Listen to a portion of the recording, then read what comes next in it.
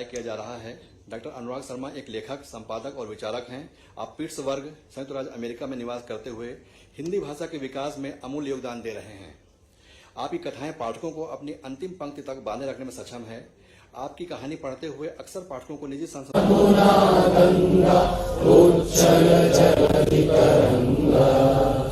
तब शुभ नामे जागे, तब शुभ आशीष मांगे, गाए तब जय गाए। मध्य प्रदेश सरकार के संस्कृति मंत्रालय द्वारा आज हमारे हिंदी दिवस के अवसर पर हिंदी भाषा के अलग अलग पुरस्कार, अलग अलग वर्ष के लगभग 9 पुरस्कार के प्रतिभागी यहाँ हमारे बीच में उपस्थित थे। मैं उनको पुरस्कृत करते हुए अपने आप को गौरवान्वित महसूस करता हूँ। मध्य प्रदेश हिंदी भाषा के अलग को जगाने में सबसे बड़ी भूमिका निभाता है।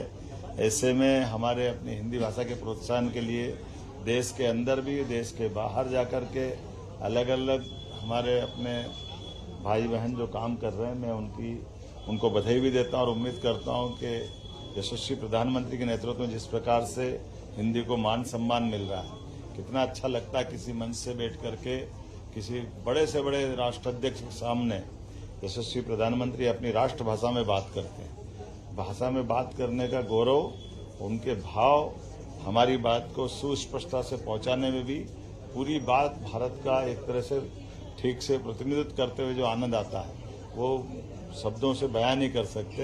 उम्मीद करेंगे कि भारत की ये जो यात्रा खासकर हिंदी भाषा की अपने अपनेत्व को लपेटे हुए पूरे विश्व में सिरमौर बने। मेरी अपनी ओर से बधाई। राहुल गांधी पर एक पत्रकार ने आरोप लगाया है कि सवाल पूछने पर पत्रकार का मोबाइल छीना गया, उसकी फीड डिलीट करवाई गई, इंटरव्यू डिलीट करवाया गया। बहुत दुर्भाग्यपूर्ण है।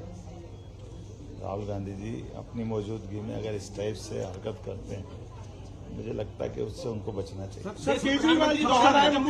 देश के प्रधानमंत्री जम्मू कश्मीर दौरे पर हैं, आज जम्मू कश्मीर पर रैली ले रहे हैं। कई दशकों बाद एक देश के प्रधानमंत्री। हम सबका सौभाग्य और कितना अच्छा लगता, धारा 370 हटने के बाद देर रात तक चुनाव प्रचार चल रहा है, देर तक लोग सड़कों पे हैं। अन्यथा चुनाव के घोषणा होते ही लोग घर से बाहर नहीं निकलते थे, उम्मीदवारों को थाने में रखना पड़ता था।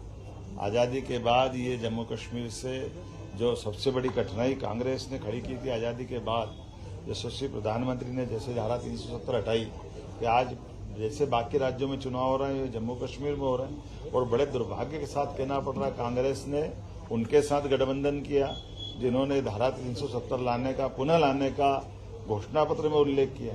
कांग्रेस को माफी मांगना चाहिए कि धारा 370 के वालों के साथ जो उन्होंने कॉम्प्रोमाइज किया या गठबंधन किया, ये उनके लिए इस देश की मूल धारा का विरुद्ध है।